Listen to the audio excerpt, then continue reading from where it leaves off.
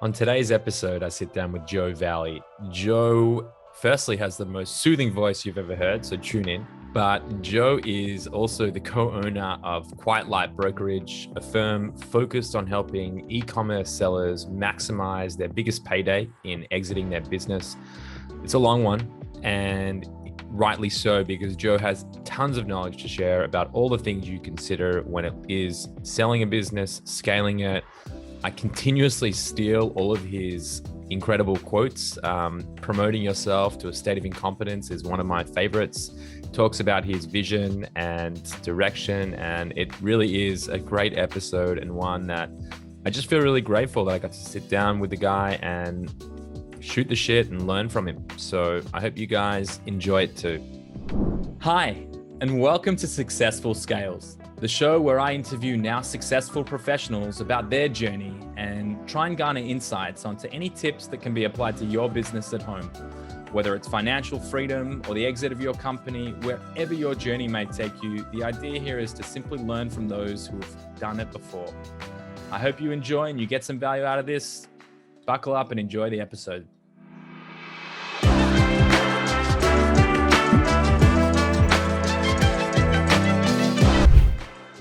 Joe, thank you so much for taking the time to jump on today. I've been looking really forward to this one. So good morning to you.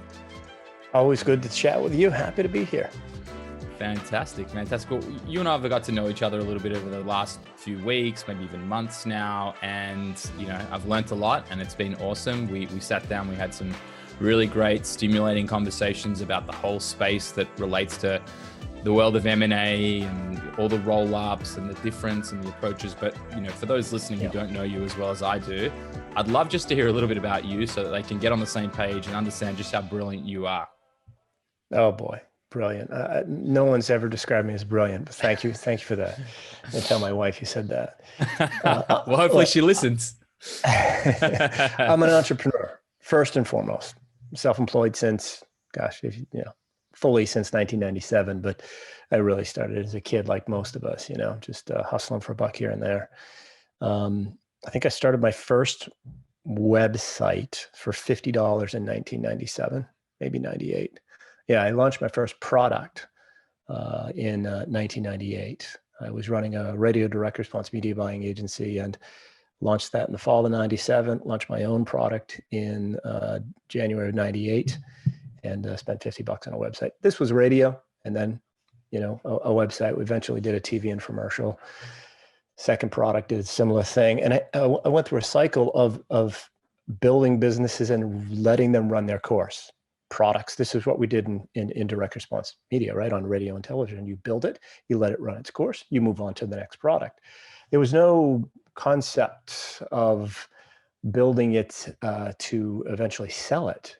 Never crossed my mind, never crossed our mind. I was a company with 1,000 people. I worked at a company where I was employee number 34 in January of 1994. And then in summer 97, I left and there were 1,000 employees. And we never really thought build to sell. And so that trickled over into my entrepreneurial life. But eventually I did build an online business, 100% online. I took my last television and radio product and took it 100% online in 2005, grew it through the best of and the worst of the economy, and came out the other side tired, man. I was just tired. And in the spring of 2010, I'm in my house, which is a lake house with a pool and a beach, and my wife and kids were outside playing, and my wife had friends. The kids were very young then. And there's, just everybody out running around enjoying life, and I'm inside working and feeling miserable 20 hours a week, right? It was awful. I just had to sell. And I woke up and I said, okay, well, I've decided to sell. How do I do this? And the keyword there, decided to sell, was a bad thing, right? Because I didn't plan it out very well. But I eventually connected with a company called Quiet Light Brokerage, which is now where I am as a partner, and met with them. And Mark, founder of the company, basically said, look, this is where you're at today. It's in your best interest to wait to sell. Meanwhile, anybody else I was talking to was trying to get their hooks into me for a commission. Mark looked at my P&L and said, man, things are coming back, right? The numbers are growing. You're spending more media. It's getting in much better shape. If you wait 6 months, you can make a whole lot more money. And that's exactly what I did. So I waited about 6 months. I exited my business in November of 2010, took 15 months off or so, and then joined the Quiet Light team in April of 2012. Since then, I personally sold about 100 million in total transactions. And now, back then there was a team of 4, myself, Jason, Amanda, and Mark. And now we've got a team of 14 advisors and support staff to boot, and doing deals. Last year we did top end deal was 25 million.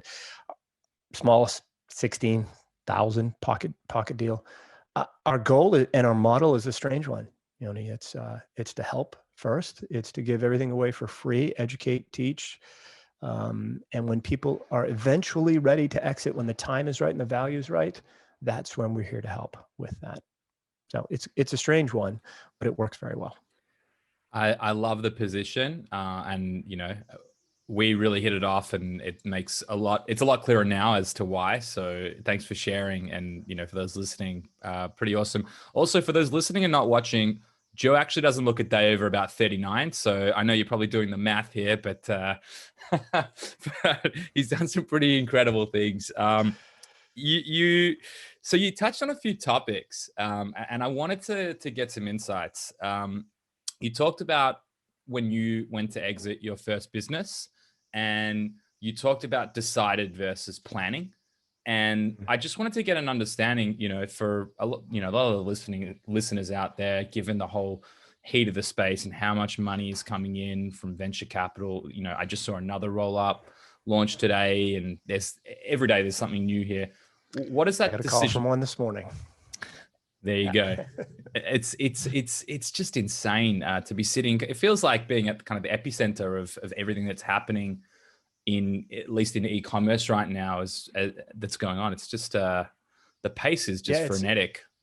It really is. Quiet Light's been at this since 2007, so 14 years. And 2021 is, the year when everybody knows about it now, and the aggregators are jumping into the space. But yes, back to the decide to sell versus plan. The key difference here is, my own story, which is, I just pushed and pushed and pushed. I was on the hamster wheel running, trying to keep up with inventory growth, PPC, everything, staffing. And it was,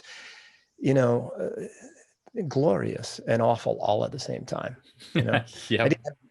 I didn't have much to complain about given the scenario that I painted, right? I'm working 20, 25 hours a week from home, my kids, my wife, outside, enjoying the weather, got a beach on a lake, great life, great living. But still it had been a while, right? This was spring of 2010. I started in 2005 with this particular brand 100%. And as an entrepreneur, you get that itch, you get bored and you need to move on. And that's what I needed, but I didn't plan on it. I just woke up and said, I'm done. And so I really didn't have enough time to fully prepare the business and do all the right things to maximize the value. And if one of the things that having that initial phone call did for me personally was motivated me. It opened my eyes to the fact that I had a sellable asset, and that exiting the asset would put more money in my bank account than the prior couple of years had, and then some, actually. In most cases, when you sell an e-commerce business, you're going to make more money on the exit than you've made operating the business, especially if it's a younger business that's growing like crazy, 3 or 4 years old, growing like crazy in this world that we live in today. You're going to make more money on the exit by far than you made all along, because you're not actually pulling a whole lot of cash out of the business. If it's physical products, you're just putting money back into inventory, trying to keep up. You're not taking a whole lot of cash flow out. So the biggest cash is on the exit. So, contrast that with, I've got a couple of clients I've met through a mastermind group, and we met a couple of years ago, 2.5 maybe. And they were kind of despondent, feeling down about their business. They had an amazing brand, couple of partners, been working it for 4 or 5 years, and felt like what they were building wasn't really worth much, and just wanted to chat about the value of their business. And, they thought maybe it was worth $300,000 or $400,000. Turns out, early on at that point, it was probably worth, 800 to $1 million. And so that excited them and got their eyes open. And then we talked about the different things that they could do and the path that they could go on to eventually exit. So we had another call a couple of weeks ago, and they're expecting about 1.8 million in discretionary earnings in 2021, which means they're probably going to have an exit north of $10 million. So you go 2.5 years ago to despondent, thinking the business isn't worth much for all the work that they put in. 24 months later, they're looking down the road, a short way down the road, at an 8-figure exit. So that is planning to exit. It's planning to move on.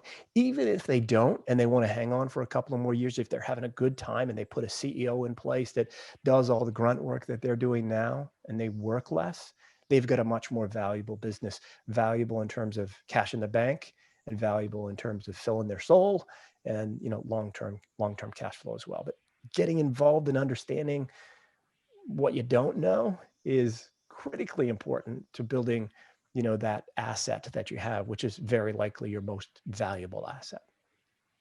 Amen. I have a lot of these conversations too with a lot of our clients, and they're looking to make that decision. There's a lot that goes into the consideration around how far do I want to push it, how much am I going to drive this, and when we talk about specifically Amazon, FBA, and any business that has physical inventory, it absolutely sucks the life out of you when you talk about cash flow, because every time you grow, it means more capital to invest into bigger inventory runs, and just like you said, you're not paying yourself a whole lot of money because it's all going back into the business. Yeah, and you're sitting on a lot of risk. If you're sitting on $500,000, $1 million worth of inventory, and the bulk of it is on Amazon, you probably don't sleep that well at night, fearing that something may go wrong, your account's going to be suspended or something, right? I've had plenty of clients that have just woken up and go, oh, okay, this is too much. I need to balance things a little bit here and maybe sell off an asset. So for sure. You mentioned, growing, how far you want to take this. Have you stolen my phrase yet? We talked about it. Which one did I steal? The one I wanted to steal. Do you know what keeps coming up in my head? Yeah, and you got to talk to me about the Quiet Light direction, because I love it, and I also want to hear more about the business specifically because there's interesting things. But I cannot get Fortified out of my head since you said it to me. Well, that's our goal for the year. Yeah, it's I think it's what everybody should be doing. It's actually our theme, right? So we decided we're not going to do goals anymore. We're just going to do themes. So our theme, company-wide, for Mark and I, is to fortify our business. So we're putting things in place to strengthen it, put in more foundations, and work with you. I talked to Eli Lippy. Yeah, there you go. And try to, build a stronger foundation so that, we're just a more solid asset so that we can help more people. So fortify is the word, but, my personal one is to be intentional, or much more intentional about the work that I do and the people that I work with and help.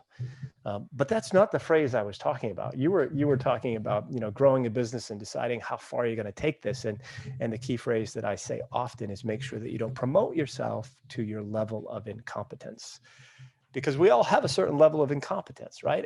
And so that's part of the reason we have a model at Quiet Light that is a business that is entrepreneur-led, right? Everybody on the team has built, bought, or sold their own online business. They're very, very successful entrepreneurs on their own, which means they don't need much management. They don't need much coaching. They don't need much help. And Mark and I, we take the approach of we actually work for them because we're relatively incompetent when it comes to HR, right? We don't want to manage. We can't do what you do, which is you've got a staff of 125 people. You put people in place to manage them. I understand that. We've got to get to that level at some point. We're being pulled in that direction, and we're not going to cut the ties. We're going to let continue to get pulled in that direction.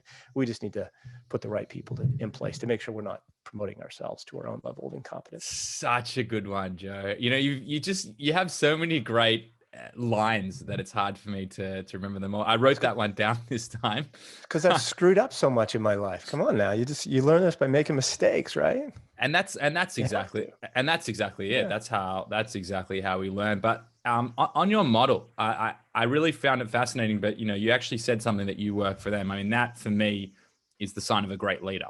When you are sitting there and you're bringing people to your team and you work for them, it doesn't matter what your title, your role is, that's leadership. So I think I'm going to have to disagree with you. I don't think you've promoted yourself to a level of incompetence. I think that's really just shows great leadership.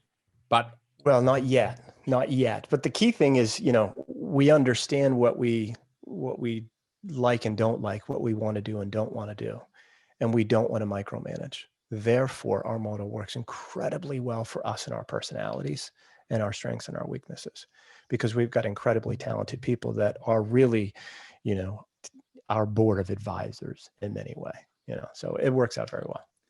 And it's a beautiful model to be able to bring people in who are ready-made, who are autonomous, who really go out and, I know you guys have built the brand and lots of people are coming and, calling you every other day, looking to get involved and see how you can actually help them. But you can feed that into people who are already accomplished. I can't remember the stat you gave me, but I think every single one of the entrepreneurs that you bring on, they've all sold their own businesses before. Is that right? Well, they've all built, bought, or sold. And in most cases, they've done all three. Brad on the team, Brad Wayland, he rolled up 30 content sites and sold it to a private equity firm before joining the team. After he joined the team, he sold his shares in a very, very large custom t-shirt company. Walker on the team has written a best-selling book called Buy Then Build. He's owned 7 companies in his lifetime. I think he still owns 3 or 4. Guthrie, Chris, he's an original podcaster back when podcasting wasn't cool. And he's built affiliate sites, content sites, and SaaS businesses. Amanda was on the cover of Time magazine at the age of 24. This is why Mark and I work for them, because they're so much smarter and more successful than we are. They're crazy, crazy successful people. So it works out well. And they've all, gone through what our clients are going through, and they understand, the role that we play is to help first, just simply because we've been there, right? The early on in my entrepreneurial life, even before then, that company that I worked for, when I started, there were 34 people. 2.5 years later, there were 1,000.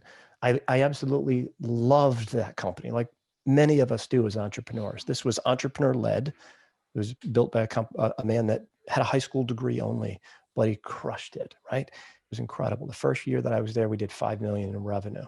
But last year, in 1997, by the time I left, they did $105 million in revenue. Well, they made $5 million in profit in that first year, but they lost $3 million in that last year. So clearly, Rob promoted himself and many, many people within the company to their level of incompetence because it didn't work. He ended up having to file for bankruptcy and move on to other ventures. Wow. He sucked enough money out of the company in the process to live very well on the coast of Florida. So he's fine. Don't feel bad for him. But the joy and the happiness and it wasn't there anymore. So one of the things that I'm constantly talking about is that we get on this entrepreneurial path because we want to live that life. We have that drive. We're visionaries. We want to do different things. And, you got to get real serious with yourself to make sure that it's not just a scattershot dream. You want to get very focused and look inside yourself to make sure that you understand what your likes and dislikes are, what your wants are, what you don't want to do. I went to college at Northeastern University, which is a co-op school up in Boston. You first year, you're there full time. The next 4 years, you go to school, then you go out to the corporate world or work world. You work, you go to school, you work, you go to school. And what you learn more than anything else, or at least what I learned more than anything else, was what I didn't want to do, right? I used to work at Scudder Funds. I was a mutual fund advisor. I had my Series 6 and 63 at the age of 20, right? But I learned early on that I didn't want to work in that corporate environment. It wasn't for me. And so I ended up working at Cajun Joe's Fried Chicken and Biscuits when I was in college. Unreal. I was an assistant manager. And you know why I loved it? Because in the interview, Kevin, the guy that interviewed me, he was the manager. One of the interview questions was, do you like beer? And I thought, I I like this guy. I'm going to work right here. This is the kind of life I want to have. And that was owned by, a couple of partners. I got to meet Jim DeLuca, which was the founder of Subway. He came in, they ended up buying Cajun Joe's Chicken and Biscuits. And he ended up meeting the founder of a company called Dining In, which eventually grew to the point where they sold to Grubhub. It was the early version of a Grubhub. And so I got to see, people very successful exit their businesses in time and not doing it in the corporate world. And so that's the world that we all wanted to be in and we live in now. And with this pandemic, it's making, there's such a push now. Even my father orders online and he's 84 years old. He doesn't want to, go shopping at Sears or Walmart or wherever he may shop, right? He prefers to do it online now. I think we all want to go out to dinner, hug our friends, have a beer, whatever. Absolutely. But the shopping, online is going to stick. So I think most of us will continue in that direction. And I think this growth is just going to accelerate over time. And the people in the audience are going to have a problem. They're going to very likely have businesses that will grow beyond their comfort level. And they need to determine whether they're going to bring in proper support staff like you have, which is so impressive and so incredible, or if they're going to choose to exit and move on to their next adventure. Right? So, and sometimes they can do that with more money in the bank and less stress. Well, and also when you think of that first exit, which I'm yet to do, but hopefully one day with some of the other ideas I have rolling around in my head, I get there. But the reality is, if you can achieve that, if you can go through that first exit, and it doesn't matter if it's a 6-figure exit, 7-figure exit, 8-figure exit, obviously it does matter. But if you can get that win on the board, then what that's going to allow you to do is to double down and go into the next venture, knowing that you have an air of security about it. You don't need to necessarily put every dollar you've made inside of it. So you start building that nest egg and you can start to go again. Yeah, look, we talk, that our largest deal last year was 25 million. I'm sure this year it's probably going to be, 30 or 40 or 50 million. But one of my favorite clients and now a good friend of mine was invited to not finish his degree in high school in the country of Holland. And that's a requirement. You're supposed to get 12 years of education there. He was such a delinquent, got kicked out of so many schools. They invited him not to finish. He moved to the States. Nice of them. And yeah, I know. He moved to the States, eventually got married to the wrong person, had a child. He's got full custody of the child. But, just 7 years ago, he was living paycheck to paycheck, barely living month to month. And it was because he was an entrepreneur. His first online business that he sold 7 years ago was for about $7,000. Within a year, he bought another one, built it up, flipped it for about $20,000. Maybe 5 years ago, he sold one for about $220,000. And then in 2018, he sold one for just under 9 million, the last two through Quiet Light. He's working now on a business where he is seeking $1 billion exit, right? He's probably worth, and this is right, he sold one in 2018. He bought another one in the e-commerce space and is building it up. He's probably worth, 75, 80 million right now, but he's not done. And it's because he learned by starting small and figuring out what to do and being able to put some money aside, go on to his next adventure. And it gets easier and easier, and you get more confident and you're not afraid to ask strangers, their advice when they've got a lot more experience and wisdom.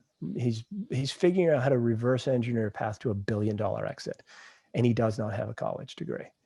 7 years ago, his biggest sale was $7,000. It's there's just so many people like that and stories like that it should be inspirational for those that are currently on the hamster wheel and need to get off, either through hiring great people like you have or exiting and moving on to their next adventure. Yeah, absolutely. Also, eat that education system in Holland. No, that's an amazing story, and it's a journey that's probably not shared enough. And you just touched on a lot of things that really resonate with me on a really deep level. Like, I think that the fact that you're talking about someone who's looking to to get to a point where he's going to have $1 billion exit, right? And that's not the point that resonates with me. The point that resonates with me is the fact that it's trying to reverse engineer and speak to people and reach out to them and learn from them. The whole premise of doing this podcast is absolutely to share value to anyone listening who's willing to sit and listen to me talk to incredible people, on this journey. But for me as well, just even having the opportunity to speak to someone like you, Joe, where not only have you been and done some incredible things, but you sit and you talk to people who are exiting their businesses day in, day out, and giving them sound advice on what that journey looks like. So you've seen it over and over and over again, and it becomes almost like, you do it in your sleep effectively. So I just wanted to call that out. But I also have a question for you too, on the back of that is, people are definitely going to be, in the years to come and right now, going to be looking to exit a whole lot more. And we talk a lot, or people talk a lot, which I'd love to hear your position too on, what does it look like? What are the stages to actually making a decision to actually consider making the smart play on exiting? But I'd actually like to start off with the opposite. What are some of the things, that if someone is, and I've got a couple of people I know in my head who've done some incredible things in business, but what are some of the warning signs, right? Where it's either too late or, it's a rule of diminishing returns. Like, what are some of the things that you really need to watch out for? Because we're talking about scale here and you want to grow to a certain level and you don't want to promote yourself to a point of incompetence, but what should you watch out for if you are on a rocket ship growth trajectory? Well, trends, first of all, right? So if you're on rocket ship growth trajectory, I wasn't sure if I was going to get that fully out, but I did pretty well there. If you're growing like that, you don't want to max out your growth and then sell. You got to leave some on the table for the buyer because they're looking to get a return on their investment. They're not looking for a cash cow necessarily. They want to accelerate that growth even further, go wide with it as well, and then eventually probably exit it themselves, roll it up into an aggregator or exit it themselves. So you don't want that growth to slow down too much. And you've got to be real careful that you're still passionate about the business, because once you lose your own internal drive and passion for the business, it will slow automatically. And if it slows to the point of declining, you'd be shocked how quickly the value drops. So what happens in that case? What happens there? I'm thinking in my head, like, I know people who have grown businesses to 5, 10, 15, even 20 million. And, they're going to make some good decisions around, are they hitting a plateau? Is it declining? Yeah. Like, what does that actually mean for your business? Oh, well, if it's, a huge decline, it's unfortunately, we're looking at a fire sale, right? So, I had a situation. You gotta balance and measure your own risk. I had a situation a few years ago where I had a client that he had a single SKU doing 90% of his revenue. It was in the pet space. He was driving that revenue with one single Facebook ad. Knife's edge all around, very risky. But his philosophy and his approach and his belief was that it was an easy business to run. He only worked about 4 hours a week running the business, and therefore it was worth much more because it was such a great lifestyle business, yet driving such, dramatic profits. Value might have been around $2 million when I looked at it, but I said, look, it's a low multiple, right? It was crazy. The numbers are huge, but I mean, $2 million off a single Facebook ad working. He's clearly read Tim Ferriss's book. That's amazing. Still though, that was a very, very low multiple, and it wasn't a cash sale by any stretch of the imagination because of the risk associated with it. But I said, look, I don't think you should sell. Now you need to fix some things in order to stabilize the company, right? Let's call it, instead of stabilize, I think my Google thing is talking to me in the background here. Sorry about that. Maybe to fortify the business, going back to that, right? So he didn't fortify his business whatsoever. Facebook, of course, suspended the ad. He had to modify it. He could never get it back on track. And within 30 days, the business went from a potential value of a $2 million exit, not all cash again, to maybe worth $700,000 or $800,000. So it was on an incredible trajectory, but he didn't look at the other things that buyers look at and what they want and what they fear. So they want that growth, but they also look at risk, right? So that risk there, would have offset, a high multiple and a good deal structure. And then the transferability of the business is another key factor, and documentation. And the documentation is what buyers look at so closely on these larger transactions, and they're getting larger and larger and larger. And too many of us, like myself, back in the day, didn't pay any attention to the documentation. I just did the math. I used to literally every week I would write how much I made on my hand because it was fun, right? That was it. I'd write it in pen, show my dad. He said, "What the hell are you doing for a living?" I'm like, "I know, isn't it cool?" Yeah. I used to show it to my brother because he was my older brother and always smarter and more successful. I showed him, just one hand, 1 week, brother, made more than you did in a year. But I didn't have any documentation. My brother's best friend was a CPA, a cool one. He came over. We had a couple of beers, sat on the back porch. He reconciled my accounts, and I had more money than I thought. And that is what people That's need nice. to do is I know. What people need to do is get serious and grow up, right? We're all kids in a sense that we're just winging it half the time, but you need to get serious to exit for serious dollars. You want to build a great business that you can sell for a great price to a great buyer with a great deal structure. There's a lot of greats in there. None of it involves, math on a napkin or everything just run through a credit card statement and giving it a data dump to your CPA at the end of the year. You've got to grow up and get this stuff right, or you're not going to get the value you want for your company. So it's not just selling when the trajectory is right. It's fortifying your business all along so that when you wake up, like Joe Valley did in 2010, and go, "God, I'm tired. I'm done. I need to move on." You've already done the prep work. You've already gotten the education, the knowledge. You already reverse engineered a pathway to your exit. You know that your exit goal is $1, $5, $10 million. And you know what the value of your bottom line discretionary earnings need to be for the last 12 months. And you know you're there. Then you just got to pick the right person to exit with. But it's all in place, much less work. You're not leaving a whole bunch of money on the table and giving your buyer instant equity, which happens way too often. Fantastic. Is that a long answer to a short question? No, that was great. That was great. I mean, you honestly created about 10 more questions. I don't know if you saw me writing down like a frantic man over here. I did. I thought you were just writing down, why won't he stop talking? No, the opposite, my friend.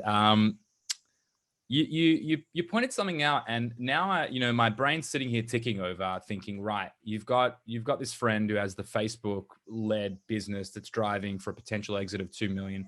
Something goes wrong, and you brought up the promoting yourself to a state of incompetence where it's beyond you, and so I think that it's a really interesting consideration as well, because for this person, right, they wanted to live that lifestyle brand. They were really happy where it sat. And obviously things turned south and didn't go to plan, it sounds like. But I think that that's also one of the considerations as well that you make when you're looking to scale or exit. When you're sitting here and you're talking to me now about like growing up, I'm sitting here on these budget meetings with my financial controller running over what we can and can't do. And, I'm sorry, but it's not fun. It's not fun, but it's one of those things that you have to do, because if you're not sitting there and planning out what the next 12, 18, 24 months are going to look like from a cash flow perspective and what you can actually afford and how you can reinvest in your people, it's impossible to grow. And it would also be a terrible decision if you're looking to exit. So what would be... I guarantee you 90% of the audience has never done a cash flow projection. Yeah, probably 95. And 95. And that the majority, so I guess that's only 51% or 50.009%, are doing cash-based accounting instead of accrual. Mm-hmm. Dead wrong. Dead wrong. It's got to be flipped to accrual to sell your business. So those things that make our eyes bleed, like accounting, cash flow projections growing up, all these different things. I fell asleep in accounting class in college. I am not kidding you. And it was unfortunately, where it was, a theater style room where there's, 300 kids in accounting class. I fell asleep and everybody left and I'm drooling on the desk and the new class came in. That's how much I didn't like accounting. I got But you gotta do it. 51 in accounting. It was my worst Oh, subject. So great. I'm right there with you. But it's got to be done, right? We're entrepreneurs, we're grownups. We have to do this and do it well, or bring the right people in. There are the right people. Now there's e-commerce bookkeepers, there's fractional CFOs. You can outsource this stuff for a fraction of the cost of bringing somebody in full time.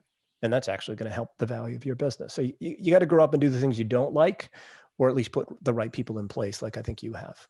Well, even when you were explaining how people have to transition to an accrual model, we were at the start not doing that, and we've transitioned to an accrual model just because that's the right way. It's the right way to be doing it. So that it's part of the pain learning in the ass, curve. But it's the right way. Yeah. Oh my God. It was a pain in the ass just for me to understand it, but then for them to actually have to do it, that was a whole nother journey. So let me see if I can, in 90 seconds, explain why you've got to do it this way. So you've got a business that's growing like crazy. It's a physical products business, and you're constantly taking cash from the business and buying more inventory. Let's say that you've got $500,000 in inventory on hand right now. You run a profit and loss statement. That $500,000 is depressing your net income, right? Because you still have some on hand. You've got $500,000 on hand. So that $500,000 that you have on hand should be outside the P&L. It should be on your balance sheet. So if you run a profit and loss statement and your net income for the last 12 months says $500,000, really it's $1 million. So if you go to a broker or sell it on your own, on a broker that's incompetent and wants to do it on a cash basis, you sell it on your own to an aggregator that reached out to you and said, we want to buy your business. We'll close in 30 days. Avoid the broker fee. Pitch, pitch, pitch. You're going to end up selling as a multiple of $500,000 instead of $1 million. And you're going to brag to your friends what you got for a multiple, but the reality is it's the multiple of what that matters. So you've got to flip that to accrual, make sure the numbers are right, and then apply that multiple. You've worked your ass off. You've taken all sorts of risks. Don't take a shortcut when trying to figure out the true value of your business and exiting. Maybe that was 90 seconds. I don't know. Maybe that was I didn't great. Explain the difference between cash and accrual. It's so critical. That was great advice. And just to personify that, I think that when you look at it as well, when you're looking at that exit, the sum is greater than the parts. And so to go it alone and not have that level of education, right, you're going to have to give some sort of a clip to, a brokerage in order to do that effectively. But the reality is that clip is going to be a very small fraction of the impact it's going to have for the rest of your life. So it's about making good decisions on creating that nest egg. Yeah. So brief story. I had a couple of clients from New Zealand, good people, who led the nomad lifestyle as entrepreneurs until their daughter was about 6 years old. And they said, we need to settle down. We need to go back home and we need to buy a house. And they ran an Amazon business. They ran it remotely, but it was a .com. So they sold products in the state. And they wanted to settle down, and they did something interesting. They put an offer in on a house under contract contingent upon the sale of their business, because they couldn't buy the house because they had foreign income. They couldn't get a loan. So they had to sell their business in order to buy the house. They went to a number of different brokers who all said, okay, we can get the business was young. It was only 18 months old. And they pushed the multiple to like 3.3 of an 18-month-old business in order to help them achieve their exit goal. It was a false hope. They weren't going to sell the business at 3.3. Back in that day, we always listed at 2.74. So it would round down to 2.7, not up to 2.8, because, multiples just weren't there. But when I got the P&L, the first thing I noticed that it was cash. No one else flipped it to accrual. And so I was able to sell the business and achieve their goals, which was about $750,000 at a multiple of like 2.6. They had multiple offers. It sold for over asking price, all cash. So they were able to achieve their goals, get all cash and sell the business at a lower multiple that was much more accurate, much more attractive to the buyers. And the deal wound up to be much better. It was all cash and closed quickly. The other folks, they were trying to just inflate the multiple to achieve their goals. I was able to decrease the multiple, increase the discretionary earnings because the accrual accounting was the proper way to do it. I flipped it myself, and it just works so much better for everyone. End of story. Sorry. No, Tangent. no, that's a I'll great shut up. story. Well, I mean, it's just so great having you on here because you just open up so many questions.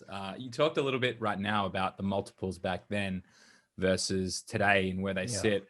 As someone who's seeing this day in, day out, what are multiples looking? I know this is a broad term question, right? It's different if you're a business is doing $500,000 versus 50 million. But what are some of the multiples floating around these days? Yeah, it's dramatically different than it was 5 years ago. Let's just define something first. A multiple of what? It's a multiple of your trailing 12 months seller's discretionary earnings, or SDE. What is that? It's net income plus add backs. What's an add back? It's your salary. It's your cash back money that you slide over to your personal account. Don't forget that. It's income for the business. Actually, it's a discount on advertising, so it's your money.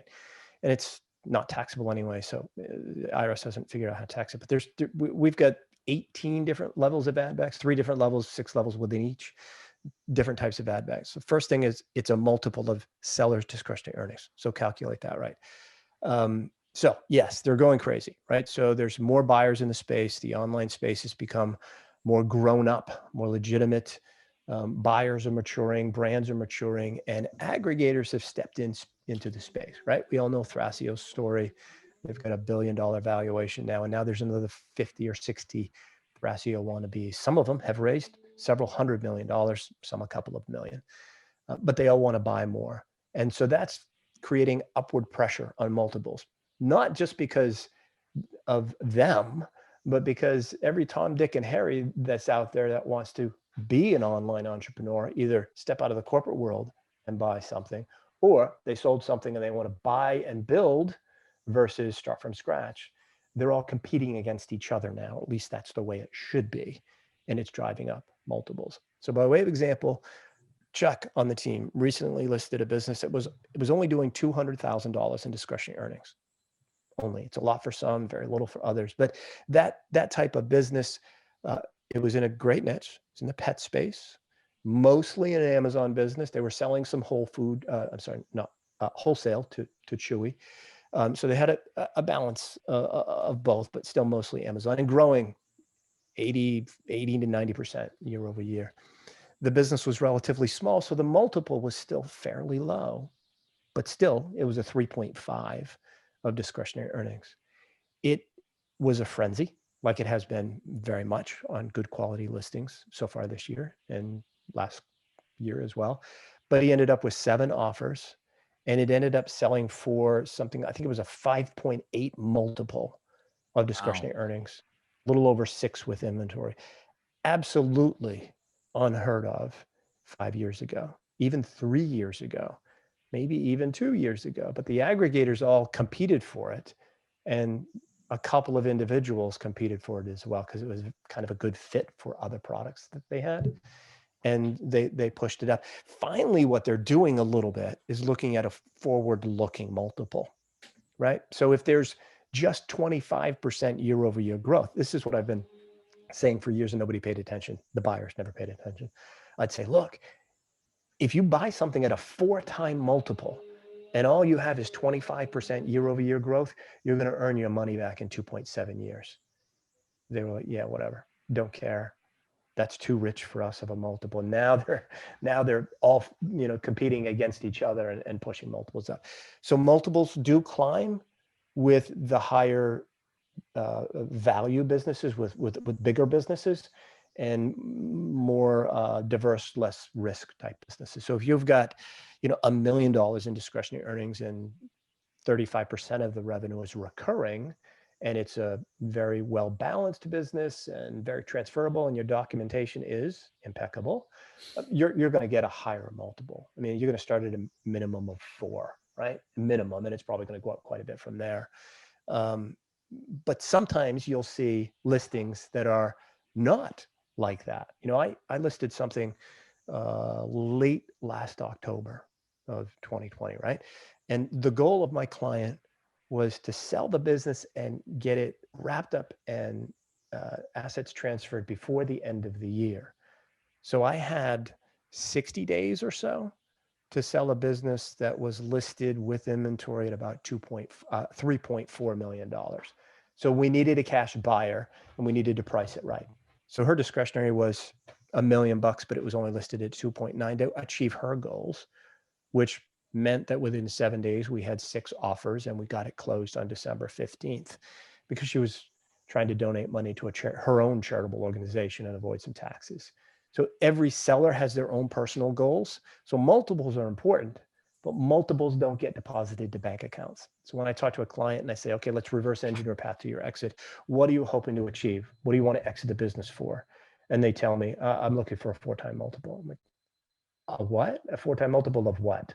Okay, that's not going to be deposited to your bank account. Let's talk about what you want deposited to your bank account, and we'll reverse engineer a path to that.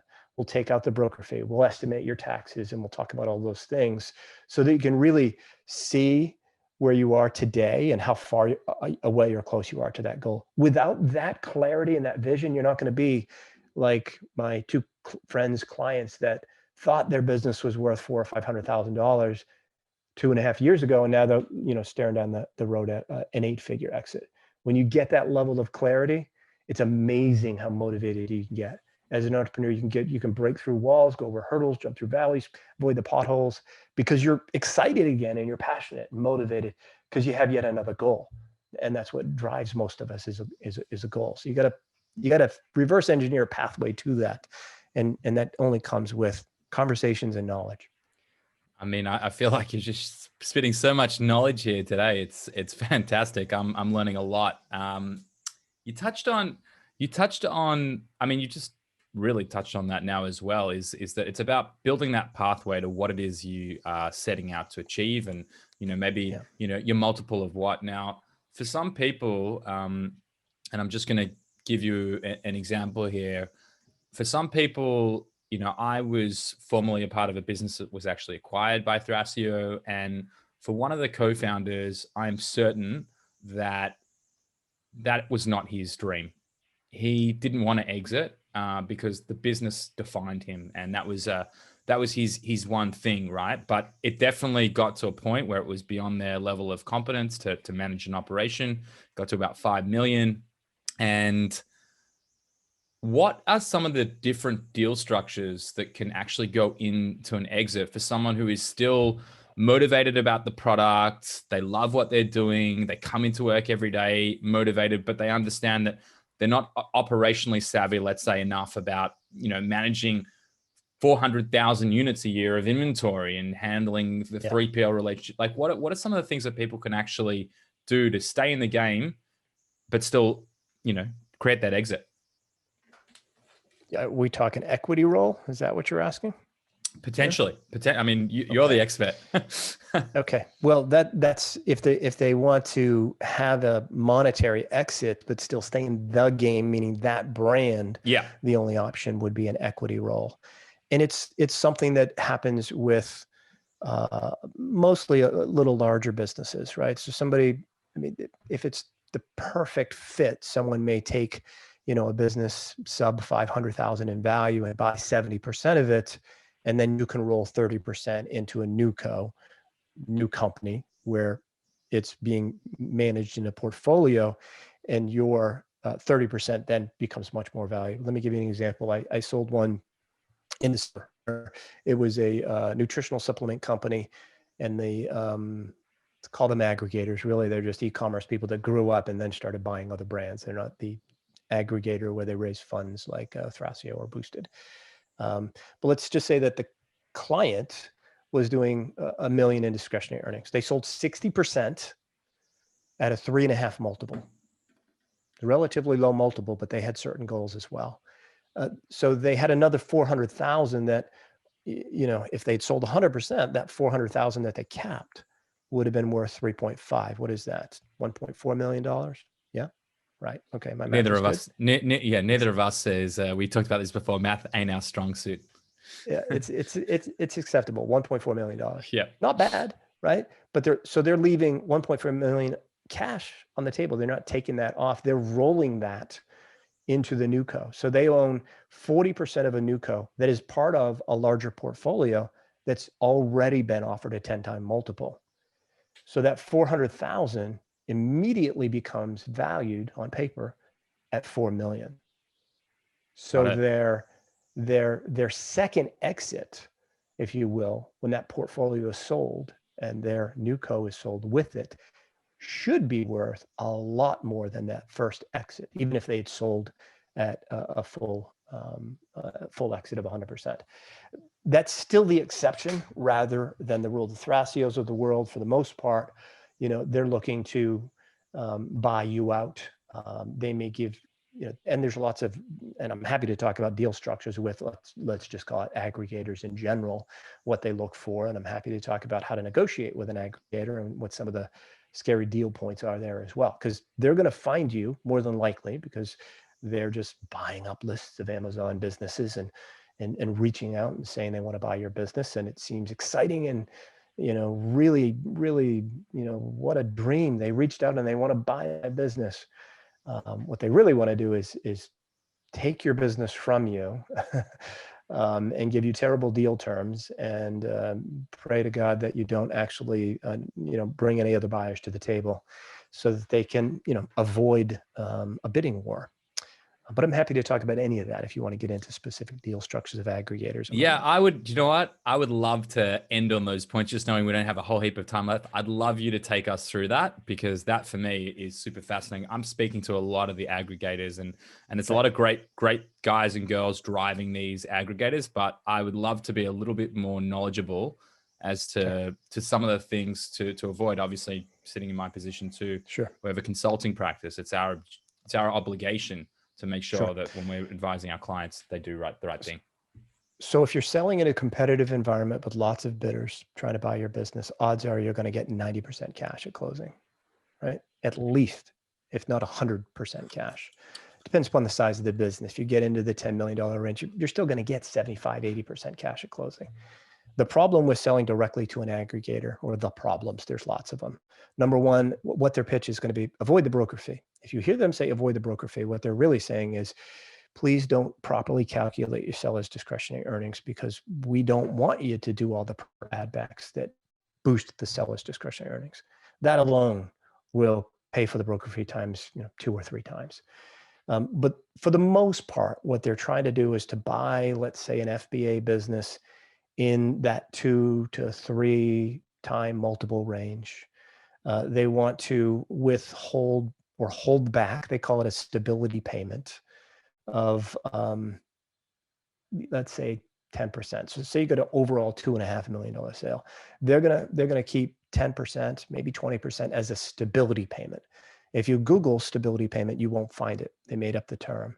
What they're looking for is if the business is within at least 90% of the trailing 12 months revenue at closing, 12 months out, they'll pay you that $250,000 or that $500,000. The problem with that statement like that is if it's at 89.999%, you instantly lose $250,000 to $500,000. So one of the things that you absolutely want to put in there is a sliding scale. So if it's 90%, you get X. If it's 85, you get Y. If it's 80, you get Z, and so on and so forth. You don't want to go from $250,000 to 0. You are also probably going to be asked to give up 2 months worth of inventory. They'll call it a working capital peg. And so you're going to give up 2 months worth of inventory at closing. It's money out of your pocket, right? They say avoid the broker fee, but give me 2 months worth of inventory, which often leads to much more. They're going to ask for an earnout. They may call it a profit sharing, but it's kind of an earnout. They may pay you a percentage of the profit for 12 months after closing, as long as it's if you did 2.3 million in revenue, let's say, they'll give you anything above that, a percentage of anything above that for 12 months after. It's really an earnout, but they may do it as a percentage of profit, so they'll call it profit sharing. But it's all stuff that will make you not sleep very well at night. because you've got to negotiate clauses in there. And the number one thing I would say to negotiate in there is if you run out of inventory, Mr. Aggregator, on my primary SKUs for any more than 1 week, then deal's off. You owe me the full stability payment and the full earnout, or whatever the number might be. Right. Because I've seen it happen. Right? These companies are, they're great. They're smart people that are professional and trusted, and you're going to trust them. Investors have given them millions, tens, hundreds of millions of dollars. So they're trustworthy. They're good on paper, but they're hiring like crazy. And when they hire like crazy, they've got, people that are managing inventory projections and maybe not doing it very well. And I've seen one of them run out of inventory where they were 90% of the way there to a $300,000 payout. And then they ran out of inventory, and that payout was missed. Fortunately, there was a second clause in there that in another period they'd get paid out. The other thing that I would absolutely require, if you've got any sort of stability payment or earnout on the back end or profit sharing, whatever they want to call it, is don't give up your right to have view-only access to the seller account. You want to know what's going on. Maybe you could be a strategic advisor to them, to that, that lower level management person that is now managing the inventory, which is critical to the success of the business. You want to be able to look and say, dude, you're going to run out. You need to order more inventory, and help them with some projections, because it's just going to help you get paid at the end of the day as well. Those two things, critically important. But the number one mistake that people make is just saying, yeah, no, that sounds like a great offer. I'll take it. They take it when an aggregator reach out because they didn't plan their exit. They just woke up, they were tired, and that wound up in their email inbox. They're emotionally tired. They're beaten down. They just want to move on. You need to have, multiple aggregators pitch against each other. Let me ask you a question. How many sharks are there on Shark Tank? 5, I think. Right. What would it be like if there was just Mr. Wonderful bidding on your business, right? It would be a royalty deal that you'd pay him back alone, and then it'd be a royalty deal where he's taking money off the top and you're left with very little. It's a deal that all the other sharks always laugh at and say it's awful, right? I may not understand all of the nuances like they do, but if those 4 other sharks are saying it's awful, then it's probably awful. Why do you think they only have 5? Because it's a TV show, right? What it should be is 50 or 500. Have the ability to sign a non-disclosure, get the details on your business, and make a decision if they want to move forward with a conversation with you, and then make an offer. And if it's a good, solid business that's priced right, there are going to be multiple offers, and it's going to be bid up. In 2020, 47% of our listings sold at or above asking price, and they all had multiple offers. And that's the way to do it. If you get that one email from the aggregator and you work with them directly, you've got to get educated. You've got to be able to figure out the proper way to calculate sellers' discretionary earnings and what all the add backs are, and then negotiate. The toughest thing for you as an entrepreneur to manage are going to be your own emotions during this process, right? So when you're a week away from $500,000, $1 million, $5 million, I promise you, even a month away, you are going to be very emotional. You're going to be so stressed because it could happen. You could get that much money deposited to your bank account at one time, and that's very stressful. And if things fall off the rails, and they usually do, it's you that has to put them back on the rails without all the emotion involved. The aggregator may say, look, this is wrong. Because of that, we're restructuring this deal, and this is what we're willing to offer you. And you're so far down the road, you may just say yes. But any adjustments that we see are only done with math and logic. There should be no emotion in there whatsoever. If the math is wrong to begin with, and it's off by $50,000 in favor of you, then yeah, it should be a multiple of 3 or whatever your multiple is times that 50,000. But none of this other stuff. That's the biggest challenge. And there's so much to it. There's plenty of resources at Quiet Light. You can have conversations with the advisors at Quiet Light about your business and reverse engineer your path to it and learn from us. And it doesn't cost you a nickel, right? Hopefully we're doing it and you're going to have a better understanding at the end of the day, and you're going to work with an advisor. But at the end of the day, if you decide to go directly to an aggregator, that's okay. you're still going to talk about us. You're still going to help us build our brand and reputation. We're still helping you, which oddly enough is still our objective, even if you choose to go off and on your own. It comes back around to us. It's okay. But, if it's not us, ask somebody else, get involved, talk to people, and learn the proper way to reverse engineer a path to that exit. That's the key thing more than anything else. Well, I can even attest to that, Joe. Is it weird that I plug you on the podcast where I'm talking to you right now? Because I'm going to do it. We were talking a couple of weeks ago, and you were actually talking about the fact that you're putting a book together, and I assume I can talk about this. Yes. So awesome. So, I mean, you're going to the effort of actually writing out, and I can't remember the title, but it's effectively a playbook on how to approach an exit. So that really takes it to a whole nother level, in my opinion, because it's not even about, getting the hooks in and making sure that you're a part of it. It's how do we educate more people so that if and when that time comes, you can really have a hands-on approach. But even, I think that's one of the biggest challenges in life is that education process. So yeah, tell us about your book. Yeah, it's called the Exitpreneur's Playbook, and it's all about how to reverse engineer a pathway to an exit. And it's a mix of real life stories, and in some cases I had to make up names, right? Along with all the nuts and bolts that hopefully I put together that it won't make your eyes bleed. But it's basically everything I've learned over the last decade in almost $1 million in exits now. In writing in black and white so that you can use it as your ultimate reference guide to learning the value of your own business if you choose to do it on your own, or if you just get more prepared for your own eventual exit with an advisor. It's exitpreneur.io, and it's not done yet, right? Basically, there's a landing page. We've got a great endorsement from the founder of EOS, Gino Wickman, the author of Traction. He got an early copy of the manuscript and said, hell yes. And he gave me an endorsement. He's giving me the blurb on the cover of the book because it's his audience, right? It's exactly who he's focused on. Gino's writing a new book, by the way, called The Entrepreneurial Leap, eleap.com. Here I am pitching his book instead of mine, right? But that's what it's about. But that's what it's all about.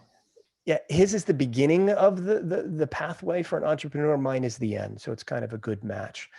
It's going to be published in May, and the goal is really to reach 1 million entrepreneurs over the next decade to help them better understand the value of their greatest asset and get themselves in a position to get off that hamster wheel, either by doing what you're doing, which is, bringing on great people to run the business, or to put themselves in a position to exit and move on to their next adventure, whether that's sailing around the world, golfing, or starting another, e-commerce business or consulting or whatever it might be. But it's there. It's everything I've talked about for the last 10 years, one conversation at a time.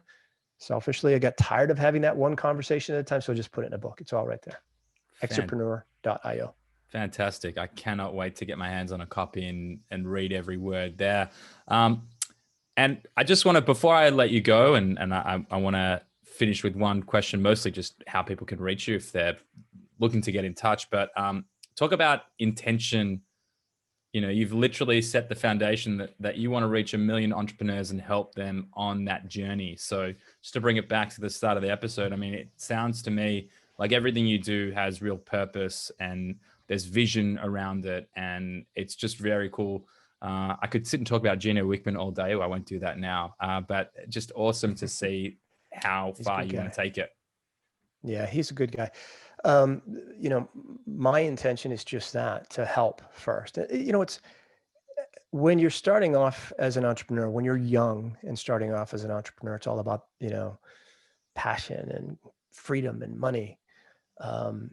What I've learned over the years is that even if you've got an Amazon brand, the more people that you help with the intention of helping others first, the more it's going to come back around to you, regardless of the type of business you're in. In my business in particular, it comes back around, right? So we truly only focus on helping.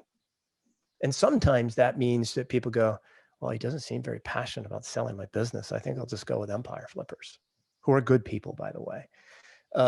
but our lack of passion there is not, we're not trying to talk people into things. We're educating them and we're helping them so that they can make the decision when the time to exit is right for them. It's an eventual exit that we're helping people get.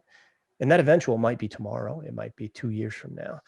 So our intention is to help first, knowing that that will come back around either through listing, great referral, and great friends made along the way. I have more friends in the e-commerce world that were clients than I ever thought I would have, right? I can travel to almost any state in the country or many parts of the world and meet a friend for dinner now.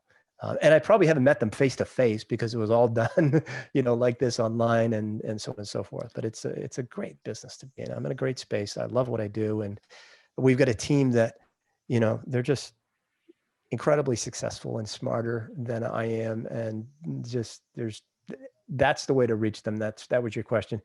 Simple. Go to quietlight.com. Fill out a evaluation form, and one of the team members will reach out and begin this discovery process and help you, get the answers to the questions that you have. No pressure at all. That's our process. Awesome. And I'm not surprised to know that you've got friends all over the world, knowing that you've literally set them up for the rest of their lives. So I hope they're all your mates. No, that's awesome.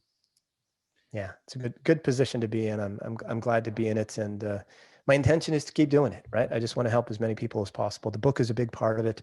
A lot of people are introverts and afraid to talk. They're afraid they're going to get talked into something, which is unfortunately a stigma that is built because too many brokers think that this is sales, and it's not.